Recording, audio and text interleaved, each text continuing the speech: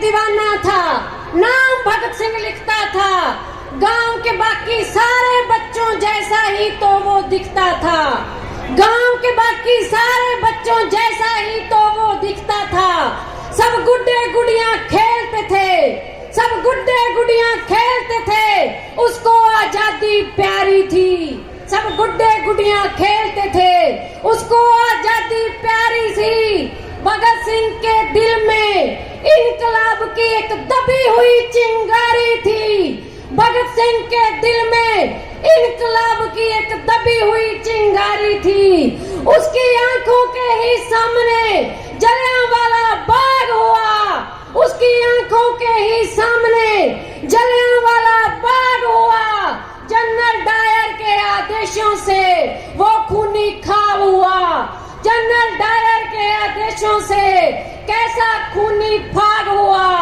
उसी दबी हुई चिंगारी को फिर जन्म, उस दबी हुई चिंगारी को फिर चिंगारी ने फिर जन्म दिया एक ज्वाला को।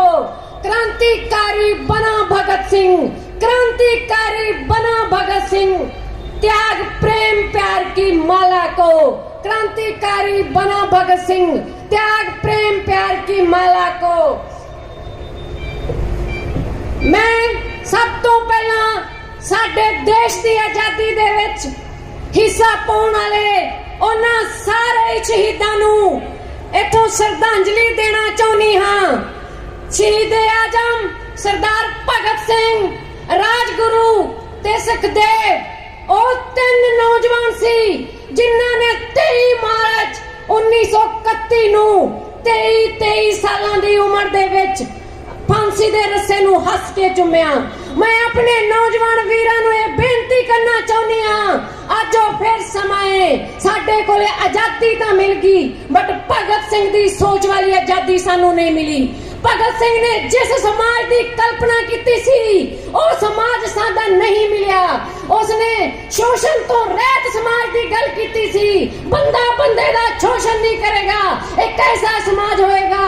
ए सरमाएदार, ए पूंजीपति गरीबां दा, किसानां दा, मजदूरां दा लगातार शोषण कर रहे ने।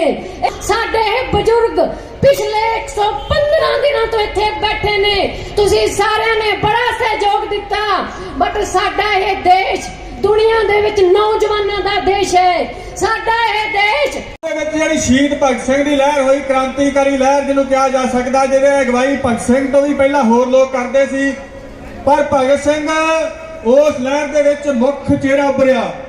ਕਿਉਂਕਿ ਪਹਿਲੇ ਜਿਹੜੇ ਜਿੰਨੀਆਂ ਲਹਿਰਾਂ ਸੀ ਉਹਨਾਂ ਦਾ ਮਕਸਦ ਇਹ ਸੀ ਕਿ ਅਸੀਂ ਅੰਗਰੇਜ਼ਾਂ ਤੋਂ ਸਿਰਫ ਆਜ਼ਾਦੀ ਲੈਣੀ ਹੈ, ਪਰ ਭਗਤ ਸਿੰਘ ਨੇ ਜਿਹੜਾ ਅਗਲਾ ਵਿਚਾਰ ਪੇਸ਼ ਕੀਤਾ ਕਿ ਇੱਥੇ ਇੱਕ ਜਿਹੜੀ ਜਮਾਤ ਇਹ ਲੁੱਟ ਕਰਦੀ ਹੈ, ਦੂਸਰੀ ਜਮਾਤ ਜਿਹੜੀ ਲੁੱਟੀ ਜਾਂਦੀ ਹੈ, ਉਹ ਵੰਡ ਕਰਕੇ ਦੱਸਿਆ ਕਿ ਲਟੇਰੀ ਜਮਾਤ ਤੋਂ ਮੁਕਤੀ ਨਾਲ ਹੀ ਜਿਹੜੀ ਲੋਕਾਂ ਦੀ ਮੁਕਤੀ ਹੋ ਸਕਦੀ ਹੈ। ਤਾਂ ਉਹਨੇ ਵਿਖਾਇਆ ਕਿ ਜਿਹੜੇ ਦੁਨੀਆ ਦੇ ਵਿੱਚ ਮਾਰਕਸ, ਕਾਰਲ ਮਾਰਕਸ ਦਾ ਵਿਚਾਰ ਨੂੰ ਲਾਗੂ ਕਰਕੇ ਦੱਸਦਾ ਕਿ ਕਿਵੇਂ ਲੋਕਾਂ ਦੀ ਮੁਕਤੀ ਹੁੰਦੀ ਹੈ।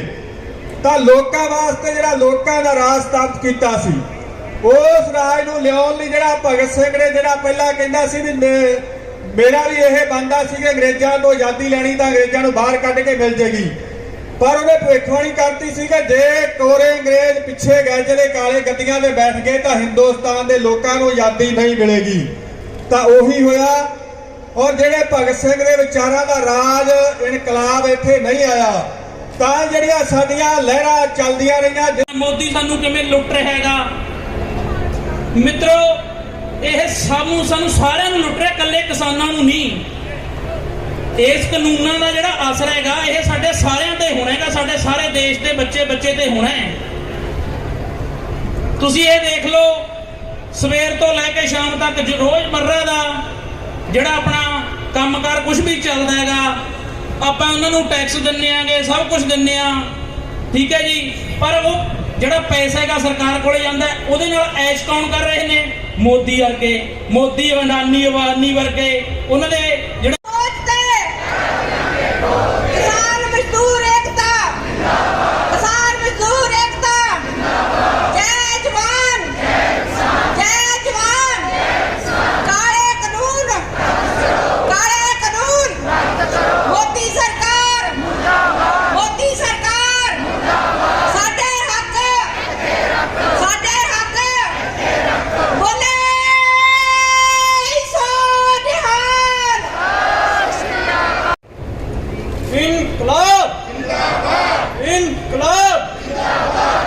भगत सिंह तेरी सोच ते शहीद भगत सिंह तेरी सोच ते ਅਸੀਂ 12 ਤਰੀਕ ਨੂੰ ਚੱਲੇ ਸੀਗੇ ਡੇਰਾ ਬਾਬਾ ਨਾਨਕ ਜੋ ਕਰਤਾਰਪੁਰ ਲਾਂਘਾ ਵਾ ਉੱਥੋਂ ਚੱਲੇ ਸੀਗੇ ਜੀ ਤੇ ਅੱਜ ਮੈਂ ਇੱਥੇ ਸਟੇਟ ਤੇ ਪਹੁੰਚਾ ਬਹੁਤ ਮਾਣ ਮਹਿਸੂਸ ਕਰਦਾ ਮੈਂ ਉਹਨਾਂ ਦਾ ਧੰਨਵਾਦੀ ਹੁੰਦਾ ਵਾਂ ਵੀਰਾਂ ਦਾ ਜਿਹੜਾ ਮੈਨੂੰ ਇੱਥੇ ਮੌਕਾ ਦਿੱਤਾ ਤੇ ਮੋਦੀ ਸਰਕਾਰ ਨੂੰ ਮੈਂ ਇਹੀ ਬੇਨਤੀ ਕਰਨੀ ਚਾਹੁੰਦਾ ਕਿ ਜਿਹੜੇ ਪੈਟਰੋਲ ਡੀਜ਼ਲ ਤੁਸੀਂ ਮਹਿੰਗੇ ਕਰ ਰਹੇ ਜੇ ਤੇ ਇਹੀ ਭੱਜ ਕੇ ਵੀ ਜਿਹੜਾ ਵਾ ਬਜ਼ੁਰਗਾਂ ਦੇ ਨਾਲ ਮੋਢੇ ਨਾਲ ਮੋਢਾ ਜੋੜ ਕੇ ਜਿਹੜਾ ਅਸੀਂ ਖੜ ਸਕਾਂਗੇ ਤੇ ਇਹੀ ਬਸ ਬੇਨਤੀ ਹੈ ਮੇਰੀ ਵਾਹਿਗੁਰੂ ਜੀ ਕਾ ਖਾਲਸਾ ਵਾਹਿਗੁਰੂ ਜੀ ਕੀ ਫਤਿਹ शहीद आजम भगत सिंह नूं साडा लाल सलाम शहीद आजम भगत सिंह नूं साडा लाल सलाम शहीद तुहाडी सोच ते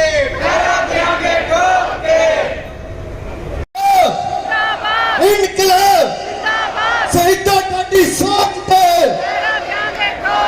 भगत सिंह तेरी सोच ते भगत सिंह तेरी सोच ते मैं तो ये कहना चाहना जी नहीं सुन दिल्ली दी सरकारे नहीं ਅਸੀਂ ਭਗਤ ਸਿੰਘ ਹਾਂ ਸਾਰੇ ਦੇ ਸਾਰੇ ਨਹੀਂ ਸਾਡਾ ਗੁਰੂ ਹੈ ਗੋਬਿੰਦ ਸਿੰਘ ਸਾਡਾ ਗੁਰੂ ਹੈ ਗੋਬਿੰਦ ਸਿੰਘ ਜਿਨੇ ਤੇਰੇ ਗਲੋਂ ਗੁਲਾਮੀ ਲਾਉਣ ਲਈ ਜਿਨੇ ਤੇਰੇ ਗਲੋਂ ਗੁਲਾਮੀ ਲਾਉਣ ਲਈ ਪਿਤਾ ਸਣੇ ਚਾਰੇ ਪੁੱਤਰ ਵਾਰੇ ਨਹੀਂ ਸੁਣ ਦਿੱਲੀ ਦੀ ਸਰਕਾਰੇ ਨਹੀਂ ਸੁਣ ਦਿੱਲੀ ਦੀ ਸਰਕਾਰੇ ਨਹੀਂ ਅਸੀਂ ਭਗਤ ਸਿੰਘ ਹਾਂ ਸਾਰੇ ਦੇ ਸਾਰੇ ਨਹੀਂ ਅਸੀਂ ਰਾਜਗੁਰੂ ਹਾਂ ਸਾਰੇ ਦੇ ਸਾਰੇ ਨਹੀਂ ਅਸੀਂ ਸੁਖਦੇਵ ਹਾਂ ਸਾਰੇ ਦੇ ਸਾਰੇ ਨਹੀਂ ਹੁਣ ਤੁਸੀਂ ਨਾਰੇ ਲਾਉਣੇ ਇਨਕਲਾਬ ਇਨਕਲਾਬ ਕਿਸਾਨ ਮਜ਼ਦੂਰ ਏਕਤਾ ਕਿਸਾਨ ਮਜ਼ਦੂਰ ਏਕਤਾ ਕਿਰਤੀ ਕਾਮਿਆਂ ਦੀ ਏਕਤਾ ਜਿੰਦਾਬਾਦ नौजवान बुजुर्गों ते मातावां दी एकता जिंदाबाद नौजवान बुजुर्गां मातावां ते जथेबंदियां दी एकता जिंदाबाद सारे बॉर्डरां ते बैठे सारे किसानां दी एकता जिंदाबाद वाहेगुरु जी का खालसा वाहेगुरु जी की फतेह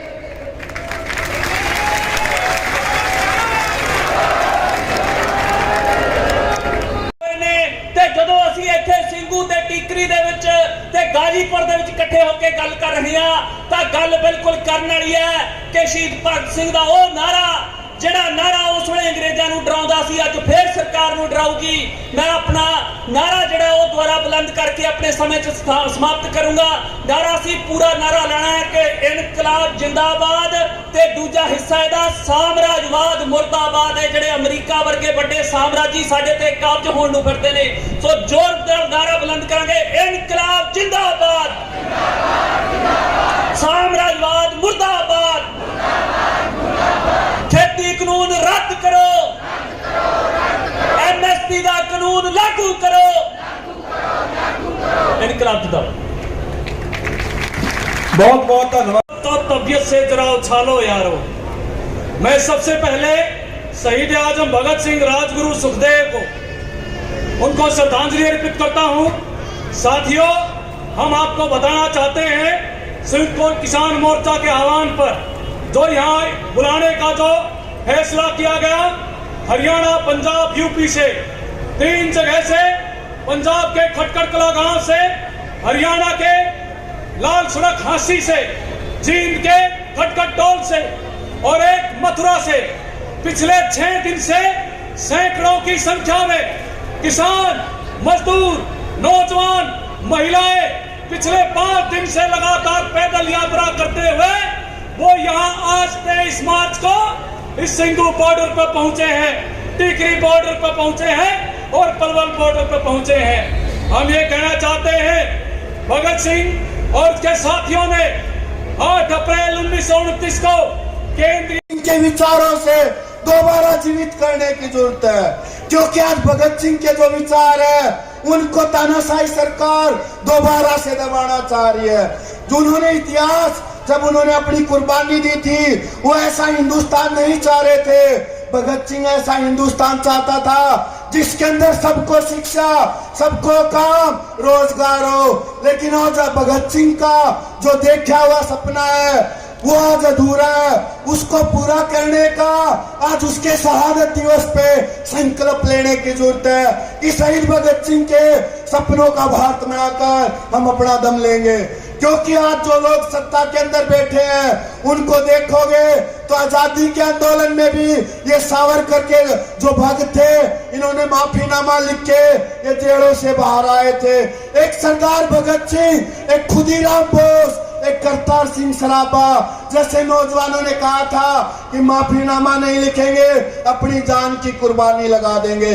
आज भी हम कह रहे हैं कि हमारी नसों के अंदर शहीद भगत सिंह का खून बहता है। अगर हमें अपनी जान की कुर्बानी लगानी पड़ेगी तो पहले लगाएंगे ये मोदी जैसे, अमित शाह जैसे हम देश के गद्दार नहीं खुआएंगे। और ये किसान आंदोलन जो चल रहा है पिछले 4 महीने से, इससे हरियाणा सरकार बड़ी बौखलाहट हुई है। हम भी विद्यार्थी हैं, कुरुक्षेत्र यूनिवर्सिटी के अंदर पढ़ते हैं। हरियाणा सरकार स्कूल खोल दिए लेकिन कॉलेज यूनिवर्सिटियां नहीं खोलना चाहती, क्योंकि हरियाणा किसान आंदोलन का गढ़ बन चुका है। उसको ये डर है कहीं ना कहीं ये छात्र यूनिवर्सिटी को भी किसान आंदोलन का गढ़ ना बना दे, इसलिए वो डरे बैठे हैं। कोई भी मंत्री, कोई विधायक किसी कॉलेज, यूनिवर्सिटी या गांव के अंदर आने लायक नहीं छोड़े हरियाणा की जनता ने। और अभी जब विधानसभा के अंदर स्तर चल रहा था, जब अविश्वास प्रस्ताव लेके आते हैं, कहते हैं कि हरियाणा की जनता विधायकों को गांव में नहीं घुसने दे रही। लेबर कोड और ये नई शिक्षा नीति जो वापिस नहीं हो जाएगी जब तक हरियाणा के किसी भी विधायक या मंत्री को किसी गांव या कॉलेज स्कूल के अंदर नहीं बढ़ने देंगे। ये हरियाणा के नौजवानों का संकल्प है और इसको साकार करेंगे। और ये संयुक्त किसान मोर्चा जो कॉल देगा वो हरियाणा का छात्र नौजवान अगली पंक्ति में खड़े होकर निभाएगा। आपने मेरे को बोलने का समय दिया, उसके लिए शुक्रिया। 2 नारे लगाएंगे, इंकलाब जिंदाबाद, इंकलाब जिंदाबाद। कौन बनाया हिंदुस्तान, कौन बनाया हिंदुस्तान। लड़ेंगे शहीद साथियों का ये पैगाम, शहीद साथियों। विरोधी काले कानून रद्द करो, इंकलाब जिंदाबाद, साम्राज्यवाद मुर्दाबाद। साथी, जगह जगह से आई हुई मेरी प्यारी माताओं, बहनों, बुजुर्गों और भाइयों, मैं सबसे पहले अपने संगठन अखिल भारतीय जनवादी महिला समिति की तरफ से आपके इस आंदोलन का पुरजोर समर्थन करती हूँ। और साथ ही साथ ये बताना चाहती हूँ कि आज हम बड़ी संख्या में महिलाएं, पुरुष, जो खेत मजदूर यूनियन, CITU, किसान सभा, SFI, DYFI और जनवादी महिला समिति के बैनर तले 19 मार्च को हम लोग चले थे खटखड़ कला गांव से, जो भगत सिंह का गांव है, और वहां से पैदल चलते हुए आज यहाँ पहुंचे हैं। और बहुत सारी हमारी जो बहनें हैं, भाई हैं, उनके पैरों में छाले पड़ गए हैं, बीमार हो गए हैं। उसके बावजूद भी हमारा ये संकल्प है कि हमारा ये आंदोलन किसी भी तरह से कम नहीं होगा, बल्कि और ज्यादा बढ़ेगा। चाहे हमारे पैरों में जख्म हो जाए, हम उन जख्मों को भी लेके चलेंगे और इस आंदोलन को और ज्यादा आगे बढ़ाएंगे। साथ ही साथ आज सुखदेव, राजगुरु और शहीद आजम भगत सिंह का शहीदी दिवस है। और ये जो यात्रा थी, पैदल यात्रा, ये उन शहीदों की याद में हमने शुरू की थी। एक भगत सिंह के गांव से और एक हांसी की लाल सड़क से। जो कि तेरा टाइम आ गया ओए सांडरस वांगू मरने दा, कि तेरा टाइम आ गया ओए सांडरस वांगू मरने दा। ओ भी बैठा असले ते तेल लगाउंदा ही होना, ठंड रख जालवा ओए भगत सिंह आउंदा ही होना, ओ ठंड रख जालवा ओए भगत। उस तो अगे शहीद उधम सिंह सुनाम दे पिंड दी उथों दी धरती दी मिट्टी साडे कोल आ, ते अगे शहीद करतार सिंह सराभा, अते उस तो अगे चमकौर दे ਜਿਹੜਾ ਸ਼ਹੀਦੀ ਸਥਾਨ ਹੈ ਚਮਕੌਰ ਸਾਹਿਬ ਦੀ ਮਿੱਟੀ, ਆਨੰਦਪੁਰ ਸਾਹਿਬ ਦੀ ਮਿੱਟੀ ਤੇ ਫਤਿਹਗੜ੍ਹ ਸਾਹਿਬ ਦੇ ਸ਼ਹੀਦੀ ਸਥਾਨ ਦੀ ਮਿੱਟੀ ਸਾਡੇ ਕੋਲ ਮੌਜੂਦ ਆ। ਤੇ ਅੱਜ ਅਸੀਂ ਇਸ ਸਟੇਜ ਤੋਂ ਸਮੁੱਚੇ ਨੌਜਵਾਨ ਸਹੁੰ ਖਾਂਦੇ ਆ ਸ਼ਹੀਦਾਂ ਦੀ ਮਿੱਟੀ ਦੀ। ਜਿੰਨਾ ਚਿਰ ਮੋਦੀ ਦੀ ਫਾਸ਼ੀਵਾਦੀ ਹਕੂਮਤ ਨੂੰ ਇਹਨਾਂ ਦੇ ਕੀਤੇ ਦੇ ਅੰਜਾਮ ਤੱਕ ਨਹੀਂ ਪਹੁੰਚਾਉਂਦੇ, ਅਸੀਂ ਦੇਸ਼ ਦੇ ਨੌਜਵਾਨ ਢੇਕੇ ਨਹੀਂ ਬੈਠਾਂਗੇ। ਤੇ ਸੰਯੁਕਤ ਕਿਸਾਨ ਮੋਰਚੇ ਦੇ ਨਾਲ ਮੋਢੇ ਦੇ ਨਾਲ ਮੋਢਾ ਲਾ ਕੇ ਖੜੇ ਆ ਜਿਹੜਾ ਇਸ ਲੜਾਈ ਨੂੰ ਲੜ ਰਿਹਾ। ਕਿਉਂਕਿ ਦੋਸਤੋ ਸ਼ਹੀਦ ਆਜ਼ਮ ਭਗਤ ਸਿੰਘ ਦਾ ਸ਼ਹੀਦੀ ਦਿਹਾੜਾ ਹੈ। ਉਹਨਾਂ ਨੇ ਦਿੱਲੀ ਦੀ ਅਸੈਂਬਲੀ 'ਚ ਬੰਬ ਸੁੱਟਿਆ ਸੀ ਤੇ ਪਰਚੇ ਸੁੱਟੇ ਸੀ, ਲਿਖਿਆ ਸੀ ਕਿ ਬੋਲੇ ਕੰਨਾਂ ਨੂੰ ਸੁਣਾਉਣ ਲਈ ਖੜਾਕ ਦੀ ਲੋੜ ਹੁੰਦੀ ਆ। ਤੇ की सरकार हाथों को काम नहीं दे सकती, लेकिन जो है हमारे पास वो भी निकालना चाहती है। कह रही है औरतें हम अभी महाराष्ट्र से आ रहे हैं, आदिवासी इलाकों की जमीन ये बेचना चाह रहे हैं अंबानी और अदानी को।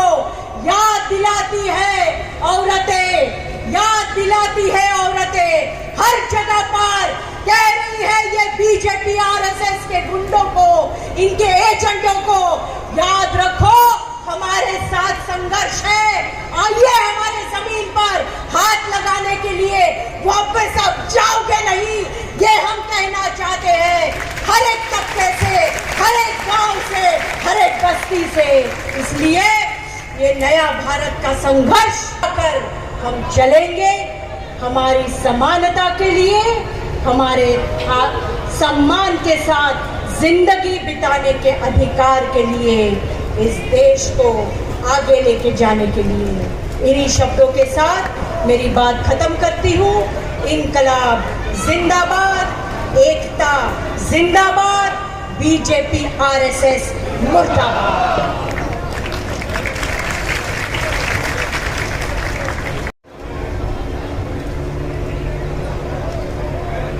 ਉਸ ਤੋਂ ਬਾਅਦ 1.5 ਘੰਟੇ ਦਾ ਪ੍ਰੋਗਰਾਮ ਹੈ ਜੀ, ਜਿਹਦੇ ਵਿੱਚ ਰਵਿੰਦਰ ਗਰੇਵਾਲ ਜੀ ਤੇ ਹੋਰ ਕਾਫੀ ਸਿੰਗਰ ਆਉਣਗੇ। ਉਸ ਤੋਂ ਬਾਅਦ ਫਿਰ ਸ਼ੁਰੂਆਤ ਕਰਾਂਗੇ ਆਪਾਂ ਜਿਹੜੇ ਬੁਲਾਰੇ ਆ ਉਹਨਾਂ ਦੀ। 1.5 ਘੰਟੇ ਲਈ ਮਲਕੀਤ ਸਿੰਘ ਤੋਂ ਬਾਅਦ ਜਿਹੜੇ ਆਪਣੇ ਕੋਲ ਸਿੰਗਰ ਪਹੁੰਚੇ ਅੱਜ, ਉਹ ਇੱਥੇ ਰੰਗਾਰੰਗ ਪ੍ਰੋਗਰਾਮ ਕਰਦੇ। ਮਲਕੀਤ ਸਿੰਘ, ਰਵਿੰਦਰ ਗਰੇਵਾਲ, ਹਾਂ, ਉਸ ਤੋਂ ਬਾਅਦ ਬੁਲਾਰੇ ਆ ਜੀ, ਉਸ ਤੋਂ ਬਾਅਦ ਨਾਟਕ ਹੈ। ਪਹਿਲਾਂ ਸਿੰਗਰ ਆਉਣਗੇ ਜੀ 1.5 ਘੰਟੇ ਲਈ, ਫਿਰ ਬੁਲਾਰੇ ਆ ਕੁਝ, ਫਿਰ ਉਸ ਤੋਂ ਬਾਅਦ ਕੁਝ ਨਾਟਕ ਹੈ ਜਿਹੜੇ ਭਗਤ ਸਿੰਘ ਜੀ ਦੀ ਜੀਵਨੀ ਤੇ ਹੋਰ ਜਿਹੜੇ ਇਹ ਚੀਜ਼ਾਂ ਨੂੰ ਆਪਾਂ ਨੂੰ ਦਰਸਾਉਣਗੇ। ਮਲਕੀਤ ਸਿੰਘ ਜੀ।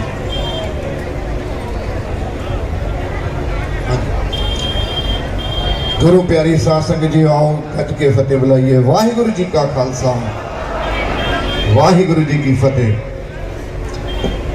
ਮੈਂ ਇੰਗਲੈਂਡ ਤੋਂ ਤੁਹਾਡੀ ਸੇਵਾ, ਤੁਹਾਡੇ ਦਰਸ਼ਨ ਕਰਨ ਆਇਆ। ਮੈਂ ਵੇਖ ਰਿਹਾ ਸੀ, ਅਸੀਂ ਤਾਂ ਤੁਹਾਨੂੰ ਫੇਸਬੁੱਕਾਂ ਤੇ ਦੇਖਦੇ ਰਹੇ। ਮੇਰੇ ਲਈ ਇੱਕ ਸੁਪਨਾ ਲੱਗ ਰਿਹਾ, ਸੁਪਨਾ।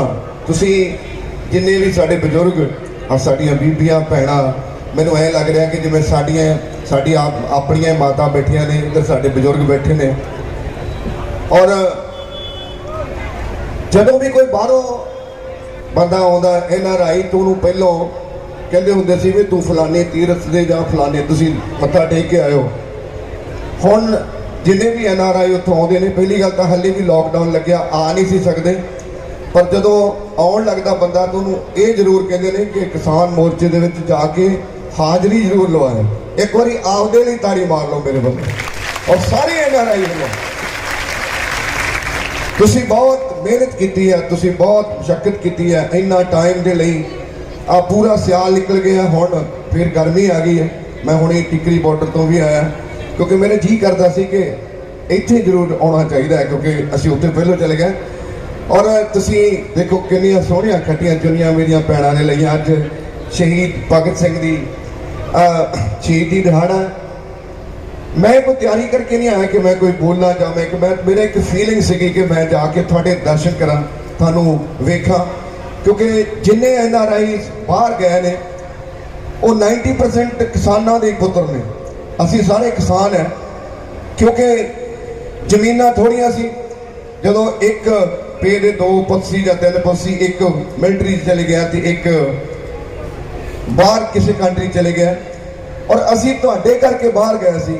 ਕਿਉਂ ਗਏ ਸੀ? ਉੱਥੇ ਜਾ ਕੇ 15-15 20 ਘੰਟੇ ਕੰਮ ਕੀਤਾ, ਕਿਉਂਕਿ ਤੁਹਾਨੂੰ ਸੁਖੀ ਦੇਖਣ ਲਈ ਕਿ ਸਾਡੇ ਮਾਂ-ਬਾਪ, ਸਾਡੇ ਭੈਣ ਭਰਾ, ਸਾਡੇ ਬਜ਼ੁਰਗ ਉਹ ਖੁਸ਼ ਰਹਿਣ, ਉਹਨਾਂ ਦੇ ਚਿਹਰੇ ਦੇ ਉੱਤੇ ਲਾਲੀ ਰਹੇ। ਲੇਕਿਨ ਇਸ ਮੋਰਚੇ ਨੇ ਐਡਾ ਲੰਮਾ ਕੰਮ ਕਰ ਦਿੱਤਾ ਹੈ ਕਿ ਸਾਨੂੰ ਬਾਹਰ ਬੈਠਿਆਂ ਨੂੰ ਬਹੁਤ ਜ਼ਿਆਦਾ ਦੁੱਖ ਹੁੰਦਾ ਹੈ। ਸਾਰੇ NRI ਵੱਲੋਂ ਮੈਂ ਇਹ ਸੁਨੇਹਾ ਲੈ ਕੇ ਆਇਆ ਕਿ ਅਸੀਂ ਸਾਰੇ ਤੁਹਾਡੇ ਨਾਲ ਹੈ, ਔਰ ਪ੍ਰਮਾਤਮਾ ਕਰੇ ਅਸੀਂ ਇਹ ਜਿੱਤ ਕਰਕੇ ਹੀ ਫਿਰ ਵਾਪਸ ਜਾਵਾਂਗੇ।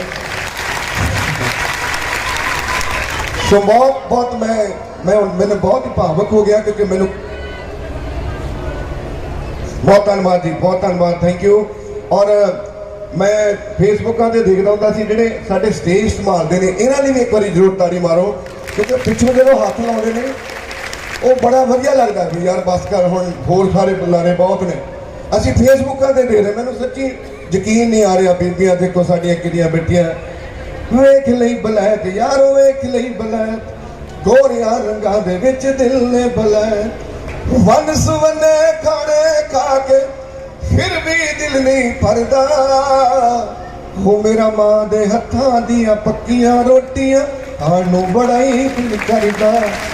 ਅੱਜ ਮਾਂ ਦੇ ਹੱਥਾਂ ਦੀਆਂ ਪੱਕੀਆਂ ਰੋਟੀਆਂ ਖਾਣ ਨੂੰ ਬੜਾ ਹੀ ਦਿਲ ਕਰਦਾ। ਜਿਉਂਦੇ ਵਸਦੇ ਰਹੋ, ਇਸੇ ਤਰ੍ਹਾਂ ਹੀ ਆਪਾਂ ਕਾਮਯਾਬ ਹੋ ਕੇ ਆਪਾਂ ਇਸ ਮੋਰਚੇ ਦੀ ਫਤਿਹ ਕਰਕੇ ਘਰ ਨੂੰ ਮੁੜਨਾ। ਤੁਹਾਡੀ ਬਹੁਤ, ਮੈਂ ਸਮਝਦਾ ਇੱਥੇ ਇਸ ਮੋਰਚਿਆਂ ਦੇ ਵਿੱਚ ਰੱਬ ਵਸਦਾ, ਸੱਚੀ ਰੱਬ ਵਸਦਾ। ਔਰ ਉਸ ਵਾਹਿਗੁਰੂ ਦਾ ਅਸੀਂ ਧੰਨਵਾਦ ਕਰਦੇ ਹਾਂ ਕਿ ਤੁਹਾਨੂੰ ਇੰਨੀ ਵੱਡੀ ਤਾਕਤ ਦਿੱਤੀ ਹੈ, ਔਰ ਤੁਸੀਂ ਬਹੁਤ ਸਿਰੜ ਨਾਲ, ਬਹੁਤ ਮਿਹਨਤ ਦੇ ਨਾਲ ਇੱਥੇ ਆਏ ਹੋ। ਸਾਡਾ ਮੀਡੀਆ ਵੀ ਬਹੁਤ ਵਧੀਆ ਕੰਮ ਕਰਦਾ, ਜੋ ਕਿ ਅਸੀਂ ਸਾਨੂੰ ਤਾਂ ਫੇਸਬੁੱਕਾਂ ਤੋਂ ਪਤਾ ਲੱਗਦਾ। ਸੋ ਬਹੁਤ ਧੰਨਵਾਦ ਤੁਹਾਡਾ, ਬਹੁਤ ਬਹੁਤ ਧੰਨਵਾਦ। ਬੱਲੇ ਬੱਲੇ ਬੱਲੇ ਬੱਲੇ ਓਏ ਪੰਜਾਬੀਓ। ਦੁਨੀਆ 'ਚ ਲੋਕੀ ਭਾਵੇਂ ਵਸਦੇ ਨੇ ਲੱਖਾਂ, ਆਪਾਂ ਕਿਸੇ ਨੂੰ ਮਾੜਾ ਨਹੀਂ ਕਹਿੰਦੇ, ਦੁਨੀਆ 'ਚ ਲੋਕੀ ਭਾਵੇਂ ਵਸਦੇ ਨੇ ਲੱਖਾਂ, ਪਰ ਲੱਖਾਂ 'ਚ ਪਛਾਣੇ ਜਾਵੋ ਕੱਲੇ ਓਏ ਪੰਜਾਬੀਓ। ਕਿਉਂਕਿ ਮੰਗਦੇ ਹੋ ਤੁਸੀਂ ਸਰਬੱਤ ਦਾ ਭਲਾ ਹੋਏ, ਤਾਂ ਹੀ ਉਹ ਤੁਹਾਡੀ ਦੁਨੀਆ ਤੇ ਚੜ੍ਹਦੀ ਕਲਾ ਹੋਏ, ਤੇ ਦੁਨੀਆ ਦੇ ਚਾਰੇ ਕੋਨੇ ਮੱਲੇ ਹੋਏ ਪੰਜਾਬੀਓ, ਬੱਲੇ ਹੋਏ ਪੰਜਾਬੀਓ, ਬੱਲੇ ਹੋਏ ਪੰਜਾਬੀਓ।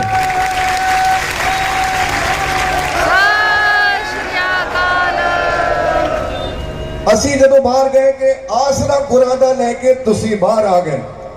ਕੋਈ ਵੀ NRI ਜਿਹੜਾ ਬਾਹਰ ਗਿਆ ਉਹ ਕੋਈ ਵੀ ਕਰੋੜ, 2 ਕਰੋੜ, 4 ਕਰੋੜ ਇੱਥੋਂ ਇੰਡੀਆ ਤੋਂ ਨਹੀਂ ਲੈ ਕੇ ਗਿਆ। ਉਹ ਕੀ ਲੈ ਕੇ ਗਿਆ? ਗੁਰੂ ਮਹਾਰਾਜ ਦੇ ਗੁਰਦੁਆਰਾ ਸਾਹਿਬ ਜਾ ਕੇ ਮੱਥਾ ਟੇਕ ਕੇ ਗਿਆ ਸੀ। $1-1 ਡਾਲਰ, $2-2 ਸਾਰਿਆਂ ਦੀ ਜੇਬ ਸੀ, ਔਰ ਅੱਜ ਸਾਰੇ ਉੱਥੇ ਮਿਲੀਅਨਰ ਬਣ ਕੇ ਬੈਠੇ ਨੇ।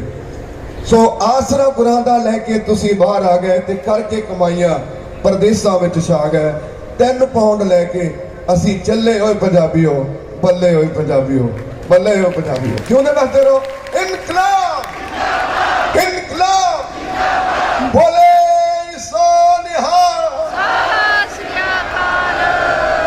मेरी इन्नी की हाजिरी कबूल करो। वाहिगुरू जी का खालसा, वाहिगुरू जी।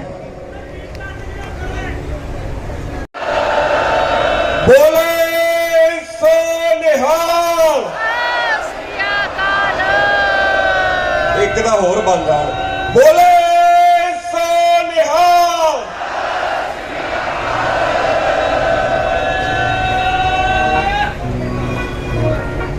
फुट लम्मी कर दूं। ਉਹ ਕਹਿੰਦਾ ਉਹ ਡਰਨ ਵਾਲੇ ਹੋਰ ਹੋਣਗੇ, ਅਸੀਂ ਪੀਂਘ ਤੇਰੀ ਝੂਲਣੀ ਆਏ ਆ, ਸਾਨੂੰ ਨਾ ਡਰਾ। ਸੋ ਫਾਂਸੀ ਭਗਤ ਸਿੰਘ ਨੂੰ ਕੁਝ ਕਹਿ ਰਹੀ ਹੈ ਤੇ ਭਗਤ ਸਿੰਘ ਫਾਂਸੀ ਨੂੰ ਕੁਝ ਕਹਿ ਰਿਹਾ।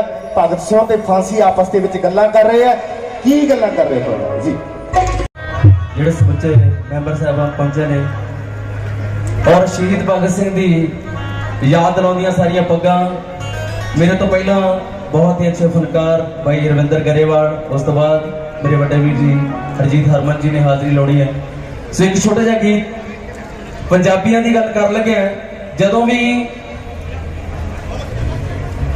ਸਾਡੇ ਦੇਸ਼ ਨੂੰ ਜ਼ਰੂਰਤ ਪਈ ਹੈ, ਸਭ ਤੋਂ ਵੱਧ ਜਿਹੜੀਆਂ ਕੁਰਬਾਨੀਆਂ ਸਾਡੇ ਪੰਜਾਬੀਆਂ ਨੇ ਦਿੱਤੀਆਂ, ਔਰ ਜਿਹੜੀਆਂ ਸਾਡੇ ਸਿਰਾਂ ਦੇ ਉੱਤੇ ਦਸਤਾਰਾਂ, ਇਹ ਵੀ ਅਸੀਂ ਆਪਣਾ ਸੀਸ ਪਿਤਾ ਕੇ ਆਪਣਾ ਸਿਰ ਦੇ ਕੇ ਲਈਆਂ। ਸੋ ਲਈਆਂ ਸਿਰ ਦੇ ਕੇ ਸਰਦਾਰੀਆਂ ਸਾਡੇ ਪੰਜਾਬੀ ਸ਼ੇਰਾਂ ਨੇ।